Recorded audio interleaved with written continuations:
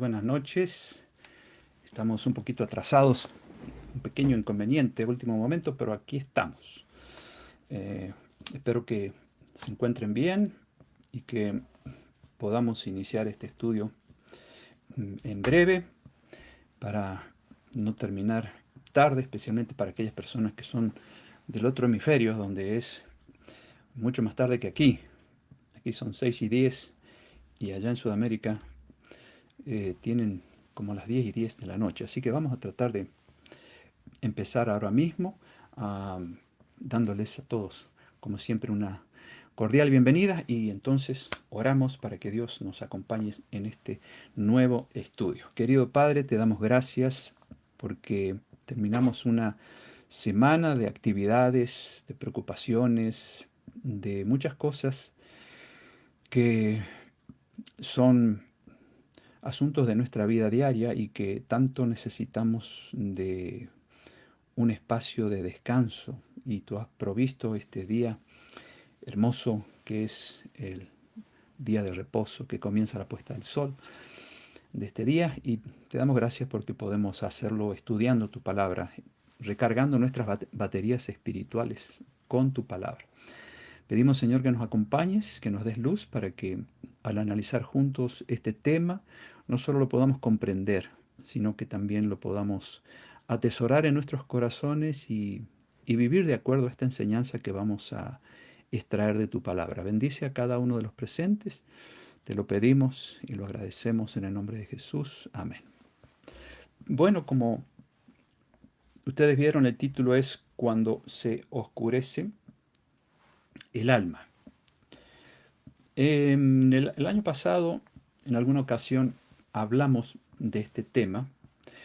Hoy le vamos a agregar algunos otros conceptos y textos bíblicos. Incluso vamos a introducir una historia breve de un rey del Antiguo Testamento que nos va a ayudar a entender mejor este tema, ¿no? No es difícil de comprenderlo, pero a veces las ilustraciones o los ejemplos que encontramos en la Biblia nos ayudan a poder comprender mejor un tema de esta naturaleza. Vamos a abrir la Biblia allí en San Mateo capítulo 12, versículo 31 y 32.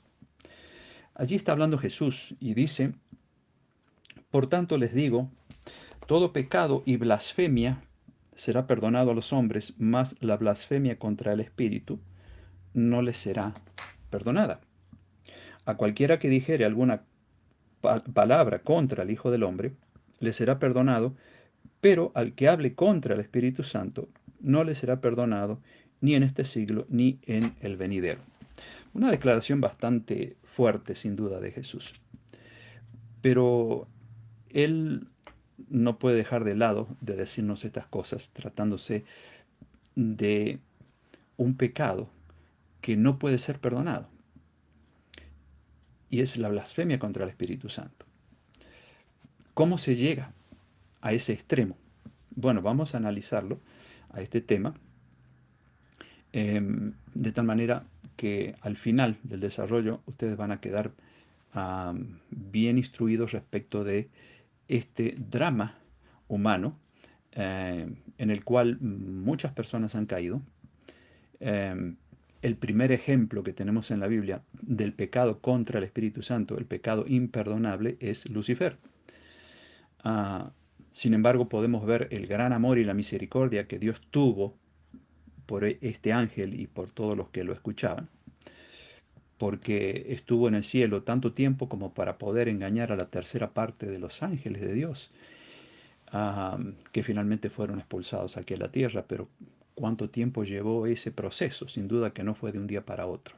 Allí vemos la gran misericordia que Dios tiene, y cómo Él quiere hacer que sus criaturas nunca lleguen a ese extremo de caer en un pecado que es imperdonable. Judas también es otro ejemplo de pecado imperdonable. Y así hay muchos ejemplos en la Biblia de personas que anduvieron en la luz de Dios, pero que en algún momento se rebelaron de tal manera contra Dios que Él ya no pudo hacer más nada por ellos. Es decir, ya Él no pudo alcanzarlos con su misericordia, por la distancia en que esas personas se fueron de Dios. Eh, sí, cuando anochece en el alma, me está corrigiendo aquí Miriam, o cuando se oscurece en el alma, cuando anochece en el alma. Es el título del tema. Y eso puede ocurrir en cualquier cristiano que ha sido iluminado por la palabra de Dios. Y Dios nos da ciertas advertencias en su palabra para que nunca lleguemos a ese extremo, porque el pecado contra el Espíritu Santo, el pecado imperdonable, es haber llegado a un extremo de locura, ¿no? Francamente hablando. Sin embargo, somos humanos, y podemos, si nos descuidamos, un día llegar a cometer ese pecado. ¿Es el asesinato pecar contra el Espíritu Santo? ¿Es la idolatría un pecado que pueda eh, llegar a ser imperdonable? ¿Es la mentira o el engaño pecado contra el Espíritu Santo? ¿Es negar a Cristo? ¿Es hablar mal de Cristo? ¿Es burlarse de Cristo el pecado contra el Espíritu Santo? ¿Es acaso este pecado negar la existencia de Dios? Ninguno de esos pecados, ni los más grandes que se nos ocurra pensar, son motivo para pecar contra el Espíritu Santo.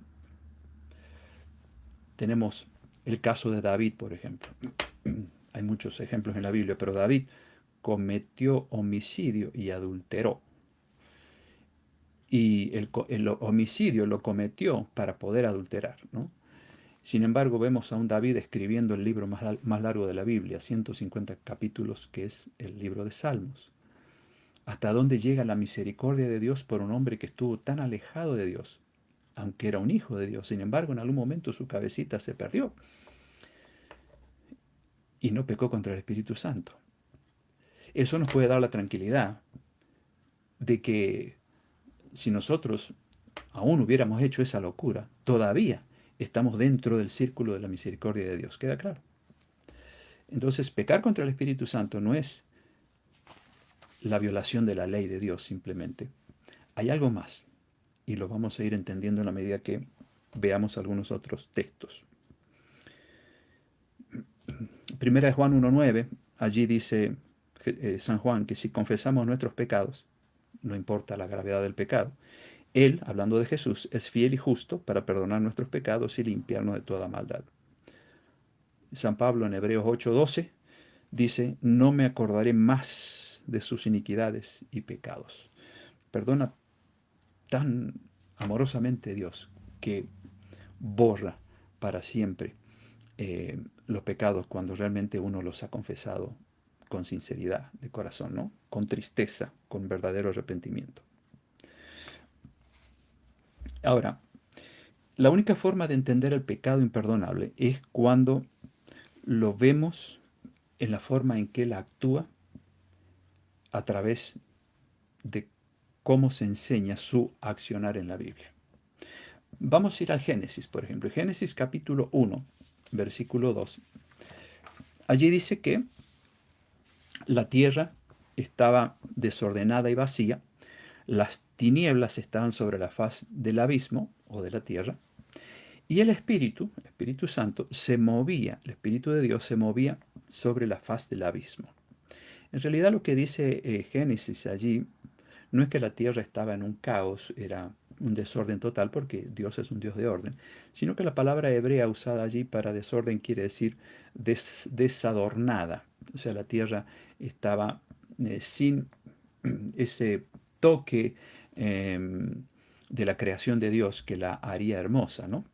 Entonces el Espíritu Santo trabaja y va poniendo todas las cosas en la superficie a través de esos 6 días de creación y el séptimo cuando Dios reposa en el sentido de que contempla lo que había salido de sus manos. Y Dios, a través del Espíritu Santo, sigue haciendo lo mismo en el corazón humano, porque cuando Él nos encuentra, sin conocerlo a Él, entonces nuestra vida está desadornada también, está desarreglada, no está bien. Bueno, en nuestro caso sí se aplica más el hecho de estar desordenada, ¿no? Porque en realidad el pecado eso es lo que produce. Y viene Dios a través del Espíritu Santo, a través de su palabra, y comienza a poner en orden nuestros pensamientos, nuestros gustos. Comenzamos a vivir una vida diferente gracias al poder que tiene la palabra de Dios de cambiar la vida de una persona. Eso ya lo sabemos muy bien. Pero en algún momento, ese, esa nueva vida puede darse vuelta y puede alejarse de Dios de tal manera que un día se produzca esa, eh, esa tormenta, ¿no? Que significa que el alma se oscurece y ya el Espíritu Santo no puede seguir haciendo su trabajo. Y vamos a ver cuándo pasa eso. En Génesis capítulo 6, versículo 3, se nos habla de la condición moral en que estaba el ser humano en ese tiempo, muy similar a, a lo que se ve hoy en la historia de nuestro mundo. Es una copia. Dice allí, Génesis 6:3, dijo el Señor, no contenderá mi espíritu con el hombre para siempre. ¿Por qué? Versículos 11 al 13 dice, y se corrompió la tierra delante de Dios, y estaba la tierra llena de violencia, estaba corrompida. ¿No está así nuestra tierra hoy día? Dijo Dios, he decidido el fin de todo ser, porque la tierra está llena de violencia a causa de ellos. Yo los destruiré con la tierra. Y luego vino el diluvio, ¿no? ¿Trabajaba el Espíritu Santo en el corazón de aquella gente? Claro que sí. Y por mucho tiempo. Y a pesar de que ellos ofendían a Dios, a pesar de que eran idólatras, eran adúlteros, hacían orgías y cuánta otra cosa, allí estaban ellos bajo la misericordia de Dios y no habían pecado contra el Espíritu Santo. Pero llegó un momento que Dios dijo, no voy a soportar más esto. O sea, él veía que a la larga esa gente, si no se arrepentía de sus malos actos, de su mala vida, iban a pecar contra el Espíritu Santo. Noé y su familia decidieron ponerse de parte de Dios, construyeron el arca, toda esa historia la sabemos, 120 años haciendo ese trabajo, 120 años dando los últimos mensajes de misericordia a esa gente perversa, que eran millones y millones. Y cuando empezó a llover, antes de que empezara a llover, 7 días antes, la puerta del arca se cerró. Y eso significó que toda esa gente ya no tendría oportunidad de salvarse. Cuando esa puerta se cerró, se estaba declarando de que ellos, todos ellos, habían pecado contra el Espíritu Santo, habían blasfemado contra el Espíritu Santo, habían cometido el pecado imperdonable. Por eso la puerta no se abrió. Solamente Noé y su familia se salvaron. ¿Cuánto tiempo tuvieron ellos para arrepentirse y vivir una vida como Dios manda? Muchísimo. Pero la misericordia de Dios también tiene un límite. Y el límite no lo pone Él, lo pone la dureza del corazón del ser humano. Cuidado, ¿no? Porque el amor de Dios es ilimitado, pero el ser humano es el que endurece el corazón de tal manera que un día dice Dios, bueno, yo ya no te puedo alcanzar porque te has ido tan lejos de mí que ya no llega mi mano donde estás.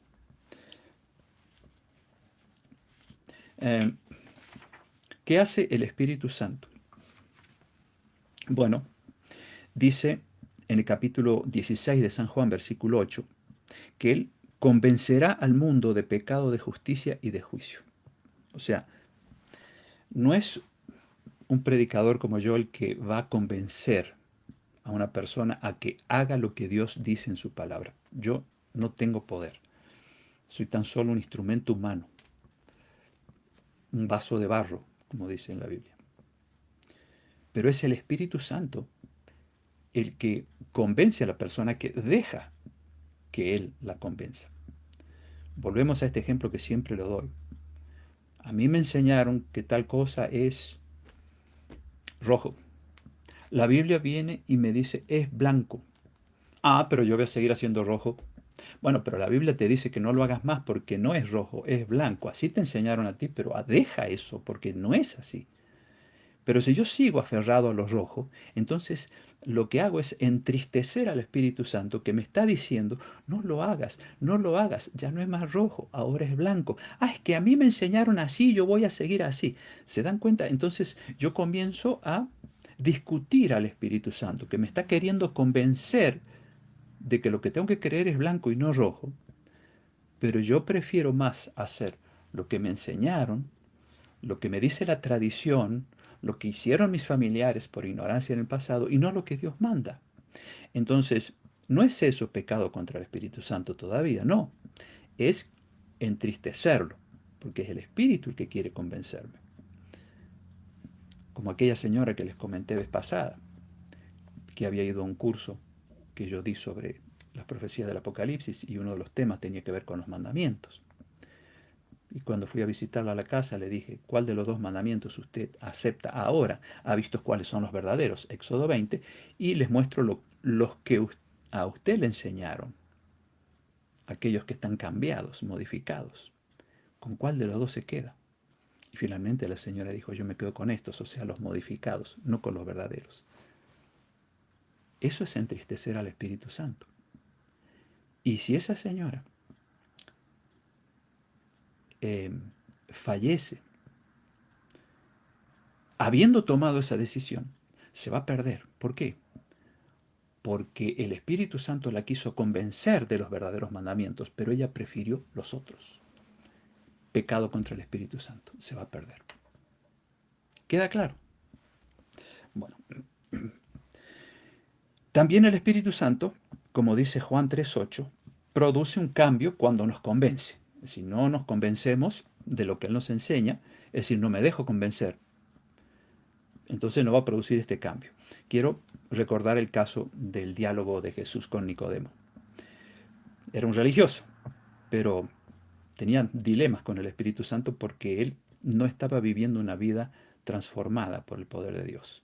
Entonces enseñaba religión, pero estaba vacío por dentro. Y por eso fue a conversar una noche con Jesús para que nadie lo viera.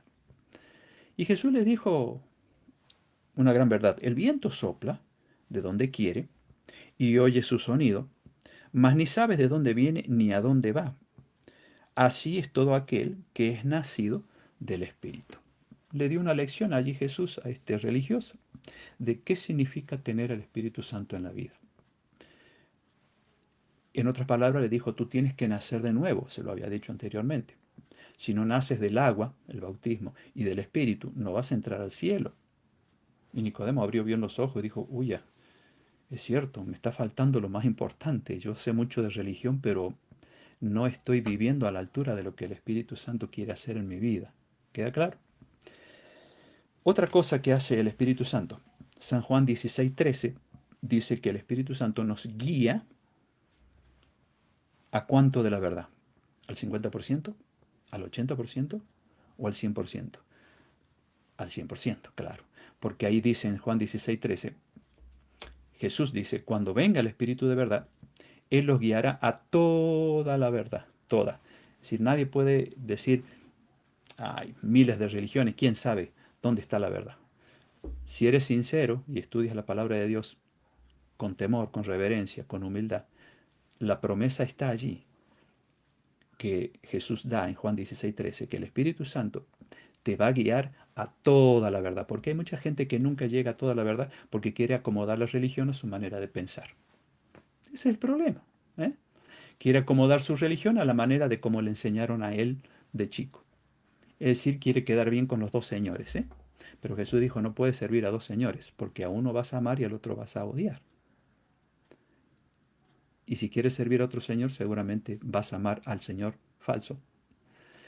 Por lo tanto, para que el Espíritu Santo nos guíe a toda la verdad, tenemos que ser temerosos de Dios, respetarlo, honrarlo, ser humildes y reconocer que si hay un cambio que hacer en mi vida, no lo hago porque el predicador me lo dice, sino porque el Espíritu Santo está queriendo implantar esa verdad en mi corazón. Porque ¿quién es el que tiene más interés de que nos salvemos? Es Dios. Entonces, Él va a hacer todo lo posible para que conozcas y aceptes toda la verdad, pero no te va a obligar a aceptarla. En Hechos 1:8, allí se habla del poder del Espíritu Santo.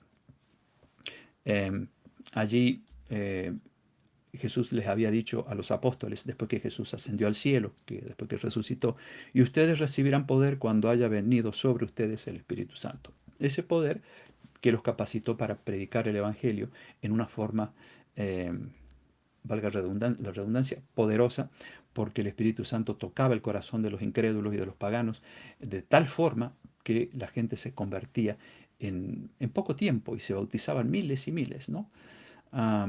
El poder en la testificación, eso se llama eh, en la Biblia, ¿no? Lo que ocurrió en la iglesia primitiva, el Pentecostés, ¿no? La lluvia temprana que se le llama el poder del Espíritu Santo, que se va a volver a repetir antes de la venida de Cristo, pero no como lluvia temprana, sino la lluvia tardía, que va a capacitar a los cristianos para predicar con tal poder que eh, en cuestiones de horas muchísima gente eh, va a aceptar lo que dice la palabra de Dios y se va a unir al pueblo de Dios. Bueno, ¿a quiénes da Dios ese poder?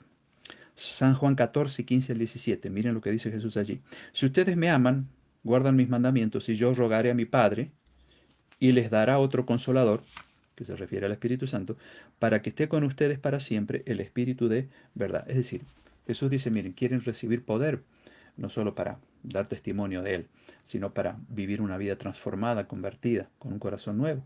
Pues guarden mis mandamientos y entonces yo les voy a enviar al Espíritu Santo. Es obvio, ¿no? Tiene que haber una condición. Hechos 5:32, allí se dice lo siguiente, nosotros somos testigos suyos, de Dios, de estas cosas y también al Espíritu Santo, el cual ha dado Dios a los que le obedecen. O sea, para que tengamos el Espíritu Santo, que pueda hacer esa obra completa en nosotros, ¿no? Eh, que Jesús promete en el libro de San Juan capítulo 16, pues tenemos que estar dispuestos a obedecer a lo que el Espíritu Santo me va enseñando. Eh, si Él me va enseñando y voy aceptando lo que Él me dice y con la ayuda de Él poniendo en práctica, entonces el Espíritu Santo me seguirá trabajando en mi vida. Pero si le discuto y me quedo con lo que a mí me enseñaron y con mi punto de vista y no con el punto de vista de Dios, pues entonces la promesa es que el Espíritu Santo no va a ser enviado, sino que va a estar tratando de convencerme, convencerme, ¿eh? Va a estar lidiando ahí con el corazón. Hasta que me convence o finalmente yo me alejo a tal punto que cometo la blasfemia contra el Espíritu Santo, que es el pecado imperdonable. Bueno, quiero leer lo que dice una escritora cristiana, Elena de White, respecto del problema el drama de cuando anochece en el alma. No es Dios quien ciega los ojos de los hombres, no es Dios quien endurece su corazón. Él les manda luz para corregir sus errores y conducirlos por sendas seguras. Es por el rechazamiento de la luz como los ojos se ciegan y el corazón se endurece. Con frecuencia esto se realiza gradual y casi imperceptiblemente. Viene la luz al alma por la palabra de Dios, pero cuando un rayo de luz es despreciado, escuchen bien, se produce un embotamiento parcial de las percepciones espirituales y se discierne menos claramente la segunda revelación de la luz. O sea, si ustedes han aprendido una de las tantas enseñanzas que hemos compartido aquí desde el año pasado y la han rechazado, la mente se prepara para rechazar una segunda luz. Lo contrario pasa que si ustedes han aceptado esa luz y la están viviendo, ahora Dios va a arrojar más luz y más luz, más luz. Y así llegamos a ser la luz del mundo, que es lo que Jesús quiere de sus discípulos. Va quedando claro. Pero si esa luz la rechazo, como dice esta escritora, se produce un embotamiento de la mente eh, y se discierne menos claramente la segunda revelación de la luz. Así, dice ella, aumentan las tinieblas hasta, y de aquí viene el título, hasta que anochece en el alma. Y cuando anochece en el alma, mis hermanos, mis amigos, es porque la persona ha llegado al pecado imperdonable. Quiero que leamos la historia de este rey, que es un ejemplo de pecado contra el Espíritu Santo. Lo pueden encontrar a este rey en el capítulo 5 del libro de Daniel en el Antiguo Testamento. Y escuchen bien, no voy a leer todo el capítulo, solo saco algunos versículos para no extenderme mucho en el tiempo, pero ustedes pueden leerlo después. Aquí entra en acción el rey Belsasar. Nabucodonosor, su padre, había sido rey de Babilonia. De él hablamos hace un tiempo, ¿no? Cuando hablamos de la famosa estatua del sueño de Nabucodonosor. Bueno, cuando Nabucodonosor deja ese reinado, ahora entra Belsasar. El rey Belsasar hizo un gran banquete, dice 5.1 de Daniel. A 1000 de sus príncipes y en presencia de los 1000 bebía vino. Estaba alegre el hombre. Belsasar, con el gusto del vino, mandó que trajesen los vasos de oro y de plata que Nabucodonosor, su padre, había traído del templo de Jerusalén, para que bebiesen en ellos el rey y sus grandes, sus mujeres y sus concubinas. O sea, él dijo, vamos a usar los vasos, esos vasos sagrados que le pertenecen a los hijos de Dios. Las cosas sagradas no se pueden usar para cosas comunes. Aquí ya estaba cayendo en un serio problema este rey. Entonces fueron traídos los vasos de oro que habían traído del templo de la casa de Dios, que estaba en Jerusalén. Bebieron en ellos el rey y sus príncipes, sus mujeres y concubinas. Bebieron vino y alabaron a los dioses de oro y de plata, de bronce, de hierro, de madera y de piedra. O sea, le agregaron a ese pecado de usar vasos sagrados, le agregaron la borrachera y también la idolatría.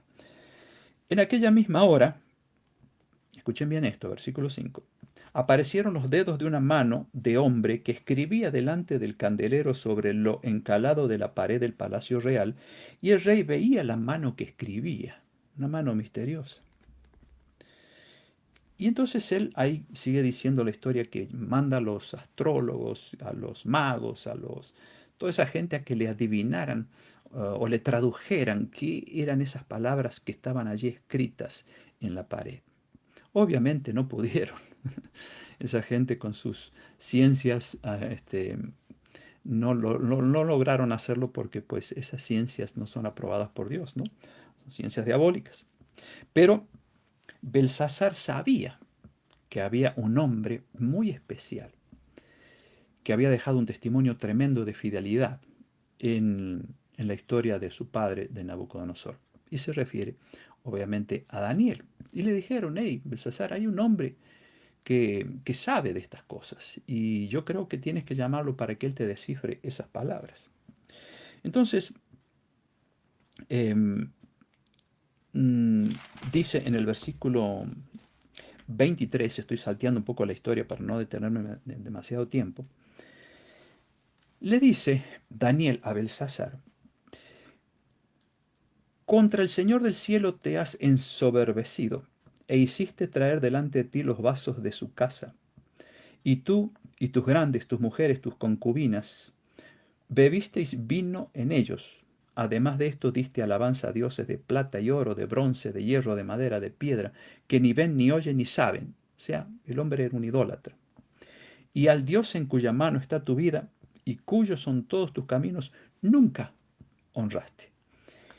Y fíjense que Belsasar no era un ignorante acerca de Dios, porque por medio de Nabucodonosor su padre aprendió bastante. No era un hombre que necesitaba instrucción. Él sabía muy bien qué era la idolatría. Él sabía muy bien qué era tener una sola esposa, pero él tenía unas cuantas. Él sabía muy bien que no debía emborracharse. Él sabía muy bien que no debía usar las cosas sagradas de Dios, como en este caso esos vasos sagrados. Entonces llegó un momento que a Dios se le terminó la paciencia. Y dice el versículo 24, entonces de su presencia fue enviada la mano, de la presencia de Dios, que trazó esta escritura. Y la escritura que trazó allí en la pared es esta, Mene, Mene, Tekel, Uparsin. Ya vamos a ver qué significa, porque son palabras escritas en arameo, en la lengua de los medos y los persas, ¿no? Que vinieron después de este rey. Y dice en el versículo 26, ahora Daniel, con la sabiduría que Dios le estaba dando, obviamente, no porque él era un adivino, sino porque todo lo que él revelaba, Dios se lo estaba mostrando. Por eso era profeta. Y la escritura decía esto, esta es la interpretación. Mene, contó Dios tu reino y le ha puesto fin. Tekel, pesado has sido en balanza y fuiste hallado falto. y Uparsin, tu reino ha sido roto y dado a los medos y a los persas. Entonces, ¿qué hizo Belsasar al descubrir esta revelación? Bueno, mandó él vestir a Daniel de púrpura, poner en su cuello un collar de oro, proclamar que él era el tercer señor del reino. Y dice el versículo 30, la misma noche fue muerto Belsasar, rey de los caldeos. Y Darío de Media tomó el reino siendo de 62 años. Así que vamos a repasar el significado de estas palabras. Aquí vemos la historia de un hombre que abusó del amor de Dios, abusó de sus principios, de sus enseñanzas, y pecó contra el Espíritu Santo. Y aquí está, ¿no es cierto? Nuevamente lo que leímos recién, a ver si me sale bien. Repasamos. Mene, contó Dios tu reino. Esto es lo que vio en la pared Belsasar. Tekel, pesado ha sido en balanza, o sea, Dios estaba haciendo ya un juicio contra él. Y fuiste hallado, ¿qué? Falto. ¿Mm? Y Uparsin, tu reino ha sido roto y dado a los medos. No merecía Belsasar seguir gobernando sobre Babilonia porque había pecado contra el Espíritu Santo. Este es uno de los tantos ejemplos que hay en la Biblia. Ahora, todos alguna vez vamos a ser pesados en balanza. Hemos estudiado sobre el juicio en otras ocasiones. Todos alguna vez seremos cuidadosamente investigados por Dios. Y puede ser que en muchos casos ese mene tekel uparsin, es decir, que Dios cuente nuestro reino y que luego de ser pesado, en lugar de ser hallados inocentes, seamos hallados faltos, y que nuestro reino sea roto, es decir, nuestro reino humano. Porque esa es la realidad, tenemos que llevar estas historias a nuestra experiencia diaria. Para eso están escritas. Todos tienen un reino.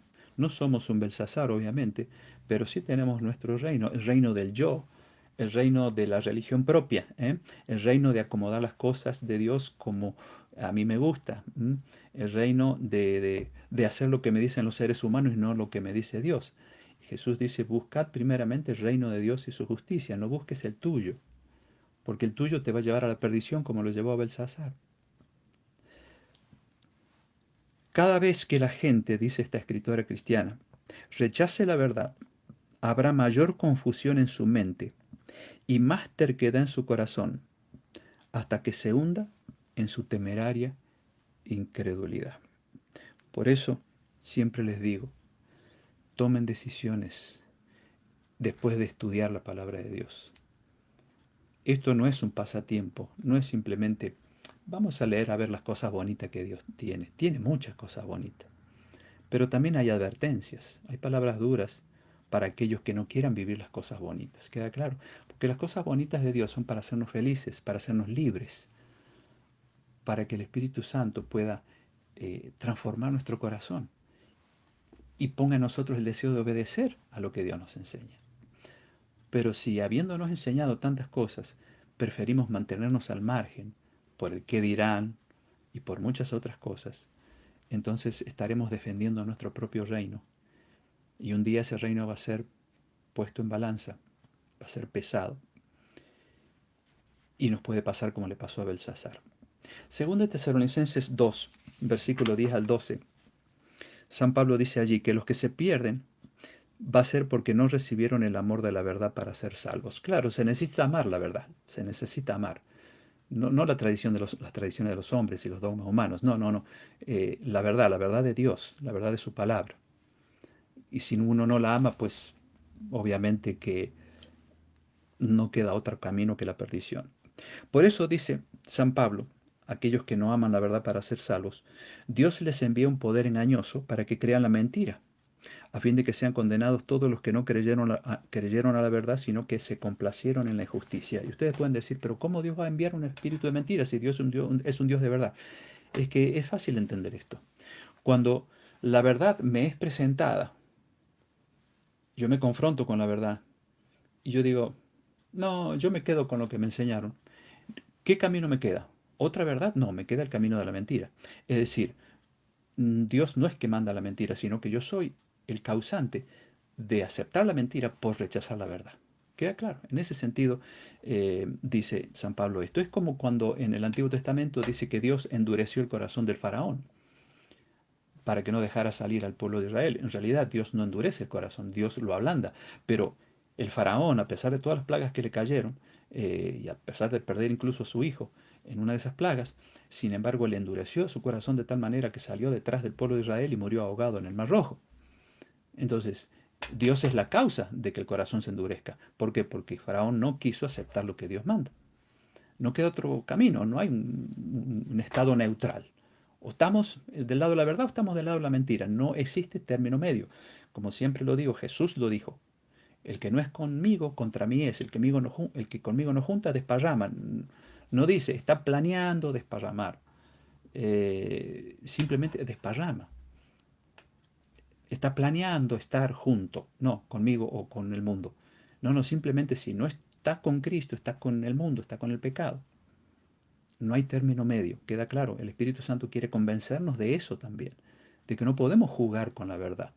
O la aceptamos o la rechazamos. Juan 12:48, Jesús dijo, el que me rechaza y no recibe mis palabras, tiene quien le juzgue. La palabra que ha hablado, ella le juzgará en el día final. Es decir, todo esto que Él nos ha confiado, eso va a salir en el juicio. Somos responsables por la luz que hemos recibido.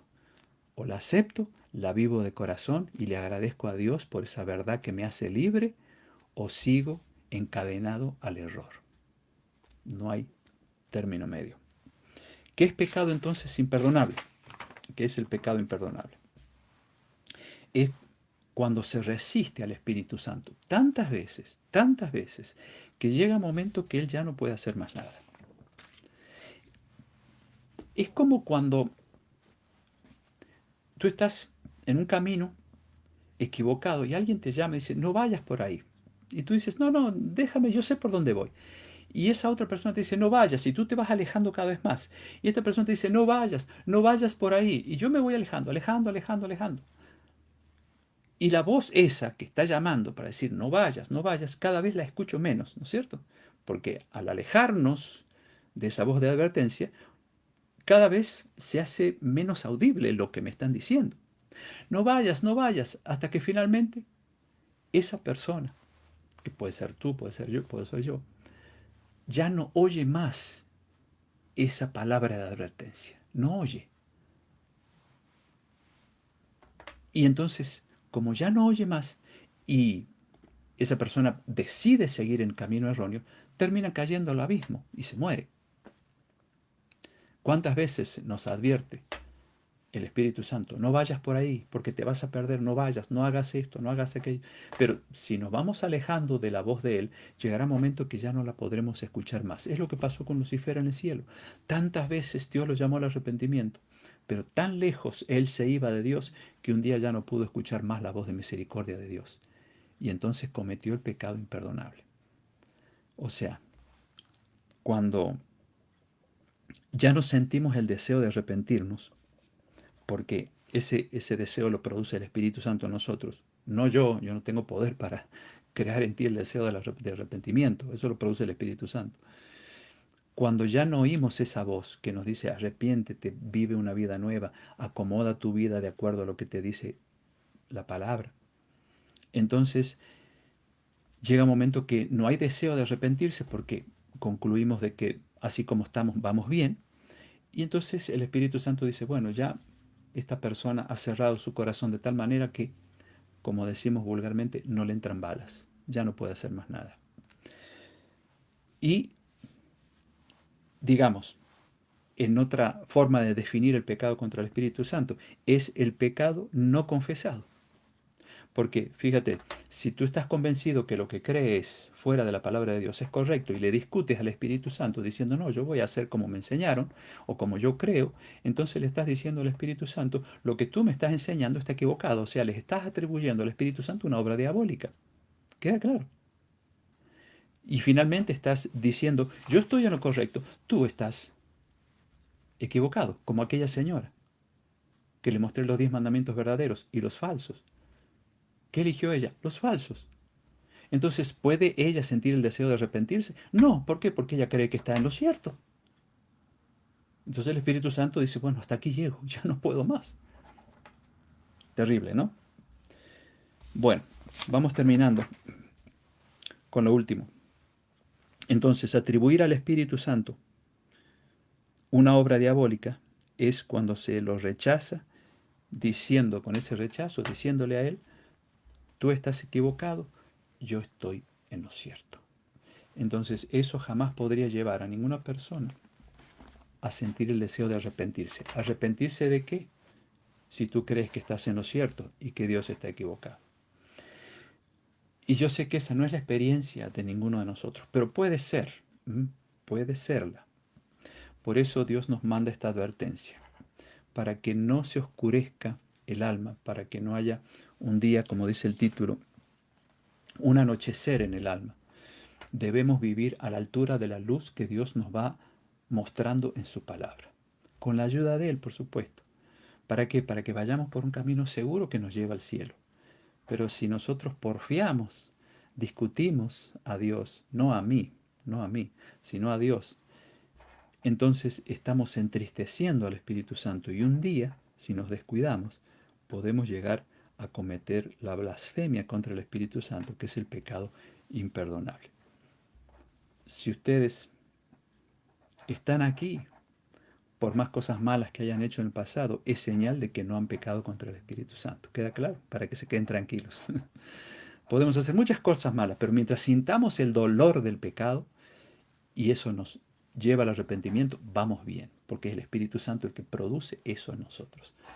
Pero cuando ya no hay dolor por lo que hacemos, ahí es donde nos tenemos que preocupar. Bueno, que Dios nos ayude, ¿no? A no cometer nunca ese pecado. Quiero saludar a quienes han estado aquí conectándose, Nora y Daniel como siempre, qué lindo tenerlos allí, Teresa Velati, Patricia Melián desde Santiago del Estero, qué linda ciudad allí, trabajamos algunos años, inolvidables recuerdos tenemos de Santiago del Estero. Aquí Miriam me está anotando a quienes están haciendo algunos pedidos de oración. Y los que están presentes están de este lado, porque no todos los nombres que aparecen ahí los puedo ver, pero ella sí los ve en su computadora. Entonces Mabel y Omar están allí. Teresa, Antonieta, Ana Ceballo, Modesta, Felipe, Ángel desde Perú. Dios bendiga a Ángel y a su familia. Nora y Daniel, que recién los saludé. Ricardo Gerber, Daniel y Mina Torres, Jeb La Voz, un colega, Abraham, Giselle, Ramón, mi querido amigo, Patricio, Nora, y bueno, creo que mencioné ya Patricia Melián también, y algunos pedidos de oración que vamos a poner en manos de Dios en esta noche. Antonieta pide seguir orando por su mamá. Omar Maite, por un ministerio independiente personal que quieran iniciar y que provea los medios. Interesante este pedido. Mi esposa pide por la hermana de una amiga, Rosa, y sus hijas por consuelo por el fallecimiento de un ser amado, Isaías Jiménez. Vamos a orar por ellos, claro. Ramón, mi amigo, agradece por las oraciones que hacemos por él, por ese problema de salud que lo está quejando hace mucho tiempo, ya que se encuentra bien y los estudios salieron bien. Qué bueno, me alegro, mi querido Ramón, por esa buena noticia de que el tratamiento que estás haciendo está dando buenos resultados. Me está corrigiendo aquí, oración por la hermana de Rosa. Irma, exacto. Y sus hijas. Por Irma, sí. Ellos, las sobrinas, digamos, de Rosa perdieron a su papá y quieren que pidamos por consuelo a esas hijas que tuvieron la pérdida de su papá.